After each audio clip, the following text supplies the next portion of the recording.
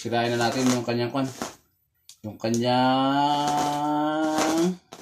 Yan nga, dahil isang kamay natin, matagal tayo magbukas. Kailangan dahan-dahan pala, walang madamage na kwan. Walang madamage na kalakip nitong box natin. Ang talim pala nito. At ayaw pa magkisama talaga, oo. Napaaga yung dating niya, kaya in-unbox ko na ito nung kwan. Yung in-unbox ko pala ito ay nire-record ko ito nung tayo ay na-disapprove. Na-disapprove talaga, no? The packaging is good. Gusto ko ito, mga fragile ba? Fragile. Aba, hindi ito nga mga idol, ha? Medyo, pansa, ingat-ingat na tayo kasi matalim itong ating cutter. Ating side cutter na, ano ba ito? Kailangan natin ito. Uy, mga ito ka na, walang kwanto, ha? Spontaneous shot ko ito, mga idol, no? Ating unboxing sa ating sound card na Keymaster. Sana maganda ito. Pero, talaga naman, ba't nakatap ko na ito na ang... Sabi muna natin para isa-isa natin yung kung ano yung laman niya. So, unahin natin itong nakukurod. Talaga na kansa. Nalagay sa tip ng pan.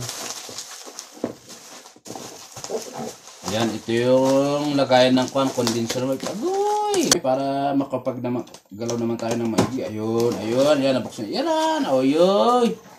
Nako, hindi nga ito yung kwan. Hindi nga ito yung expected ko na kirin. Unidirectional pala ito.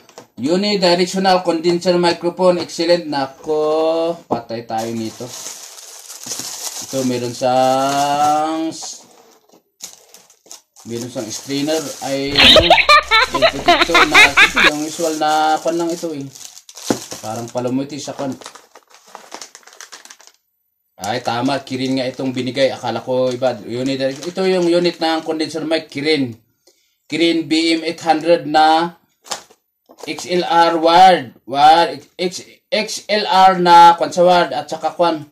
3.5 from dynamic to XLR. At saka ito, siyempre itong kwan niya nakalagay na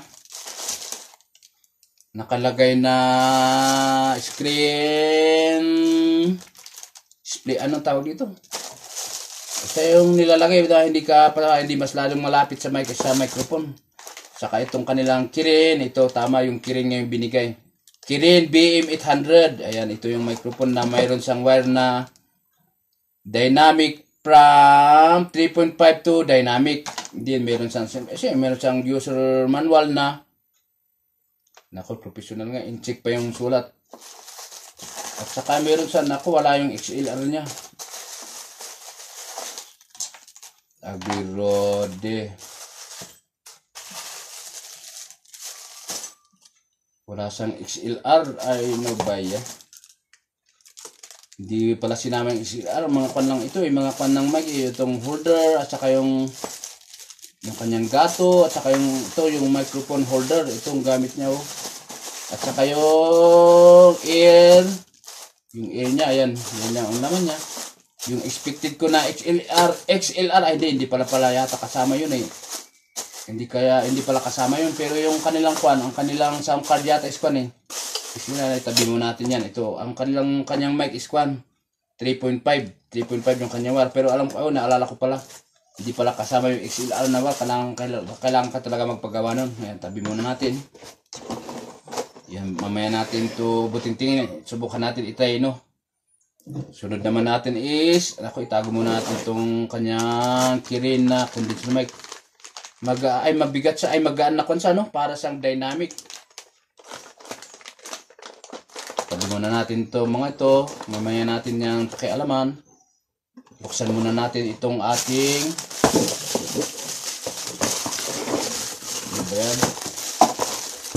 Mga pusa ko nangikon na siya. Ayan, tabi muna natin. Buksan naman natin itong mismong unit ng sound card na Keymaster. Yan, ito yung mismo. The packaging is good. Ang kanyang bahay, ito meron siyang foam protector. Simple ganyan, meron siyang lang ikon natin ito. Ano ba yan? Lagay natin dito para tingnan natin yung paano nila pinackage. Para magkaroon kayo ng idea kung paano pinackage yung kanilang sound card, no? Siyempre, meron siyang protector dito. Ayan, nakalagay. Tanggalin natin. Tabi mo natin dyan. Tingnan natin yung mga wire na kasama. Meron siyang kasama na Type-C with Type-C USB. From Type-C to USB, ito yung charging point. This one, ito ayan, oh. Type-C, USB Type-C na USB cable na for charging and other na connection. Tsaka meron siyang ito wire na 3.5 to 3.5 from point A to B. From A to B, 3.5 na kanilang wire connection. Dalawa itong sinama nila. Ito 3.5 and 3.5 na dalawa. Ayan. Dalawa. Ito yung laman ng lang kanilang sound card mismo. Ito yung kasama nila. At saka simple itong unit mismo. Medyo kung sa ano, medyo light. Hindi pala gagaya nito yung hinawak ko. Ayan. Ayan mismo yung kanyang kanilang mismong unit. Ang kanilang mga ang kanyang, wait lang, baba ko yung camera para makita natin masyado. Nakataas pala tong camera ko. Ayan, yan oh. Ito, meron siyang meron siyang siyempre yung mic volume at saka yung echo at saka ito yung kanyang indicator. Yung mga equalizer potentiometer, yung volume equalizer equalizer section, yung treble, mid section, bass section, saka yung accompaniment volume, monitor volume, and then record volume, at saka itong mga kanya. Ito yung ginusto ko dito, yung 48 volts phantom. Ayan pala, meron siyang on dito yung 48 volts phantom. Ito ayan, so ito ayun, oh. Ito nakita ba yan? 48, yan 48 volts phantom. Ayan, ito yung nakalagay sa likod na ipakita ko dito sa likod. Ayan, paano ba ito makita ba? Ito, ayan, phantom. Ito yung XLR na connection. Itong kailangan magpagawa ka ng XLR na port ay na connection para dito sa 48 volts phantom. Ito kasi yung yung maganda sa mga sound card na o kahit na equalizer amplifier, pag may ganito malakas siya, pinapalakas yung pangbaga sa binubolts.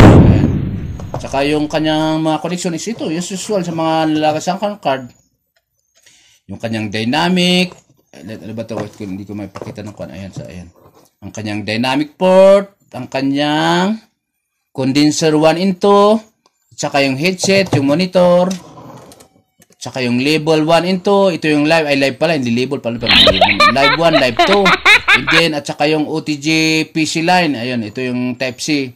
Kasi ang charging port, ayun siya. Ayan.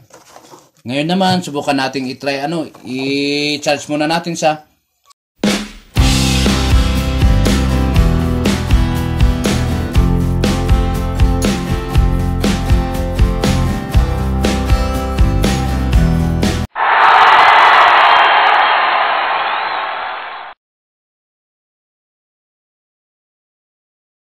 subukan natin kung ano itsura ng itsura ng kanyang kulay pag naka-on. Ay, sabay parang nalubat pa. Ayan, naka-on. Kailangan pala long press mo siya. Ayan yung itsura niyang kulay niya pag makuha naman sa parang Christmas light, neon light. Ayan yung indicator niya is yung magkabilaan left and right. Sa music and then sa mic headphone monitor, ito yung monitor ng headphone ito. Ipasensya ka yung kamay ko, maliit pala yung kuko ko, Ito, meron siyang green, and then, siyempre, pag umabot na siya ng red, ibig sabihin, malakas. And dito naman is yung ito volume, ayan, may ilaw siya. At saka itong kanyang microphone monitor indicator. Ayan, nagwa-warning yan pag ibig sabihin, malakas, mahina, ang iyong ayan. Itsura niya, sana sabas try natin. Bablog naman natin yung kanyang itsura pag And there you go. Ganyan yung itsura niya, yung Keymaster sound card. Sana maganda itong kanya, Pero subukan natin try kung ano yung kalalabasan. Ayan.